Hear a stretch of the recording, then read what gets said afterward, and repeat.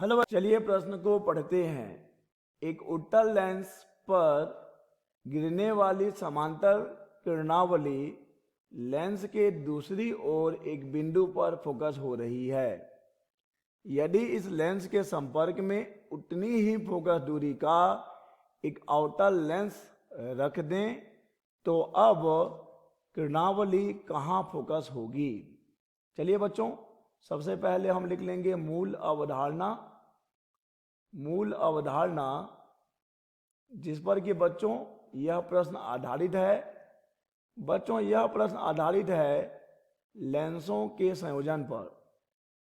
लेंसों का संयोजन। बच्चों मान लीजिए कि f1 और f2 फोकस दूरियों वाले दो लेंस है जिनका कि बच्चों संयोग किया जा रहा है। तो बच्चों अगर हम मान लेते हैं कि संयुक्त फोकस दूरी कैपिटल F है तो हम जानते हैं कि 1 कैपिटल F बराबर होता है 1/f1 धन 1/f2। और बच्चों हम ये भी जानते हैं कि उत्तल लेंस की फोकस दूरी धनात्मक होती है और उत्तल की फोकस दूरी क्या होगी बच्चों? उत्तल लेंस की फोकस दूरी धनात्मक होती है और बच्चों अवतल लेंस की फोकस दूरी ऋणात्मक होती है। तो चलिए बच्चों, इसी मूल अवधारणाओं की सहायता से हम दिए गए प्रश्न का उत्तर करेंगे। बच्चों प्रश्न में कहा गया है कि एक उत्तल लेंस है और एक अवतल लेंस है जिन्हें कि हम संपर्क में रख रहे हैं बच्चों। तो मान लेते हैं बच्चों कि उत्तल लेंस की फोकस दूरी f1 है और अवतल लेंस की फोकस दूरी f2 है। अब चूंकि अवतल लेंस की फोकस दूरी ऋणात्मक होती है तो हम f2 को ऋणात्मक लिखेंगे। तो बच्चों इन दोनों का संयुक्त करने पर, इन दोनों को संपर्क में लाने पर संयुक्त फोकस दूरी कितनी हो जाएगी? 1/f बराबर 1/f1 और बच्चों ये हो जाएगा धन 1/f2। हालांकि बच्चों यहाँ पे f2 का मान ऋणात्मक आएगा तो इसको हल करने पे बच्चों हमें मिलेगा 1/f बराबर -f2 धन f1 बटे माइनस f2 f1।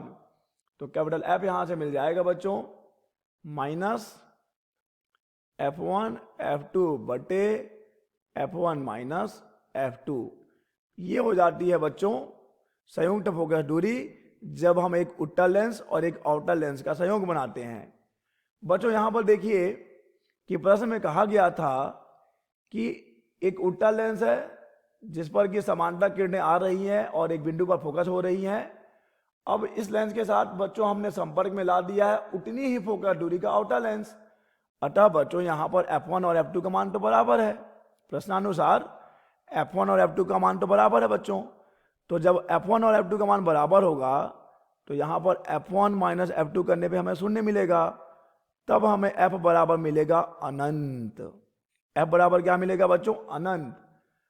और बच्चों f जब अनंत मिल रहा है यानी कि जब हम उत्तल और अवतल का संयोजन कर रहे हैं जिनकी फोकस दूरियां समान है, तब बच्चों जो संयोग बन रहा है जिसकी फोकस दूरी हमें अनंत मिल रही है, तो बच्चों अनंत फोकस दूरी किसकी होती है?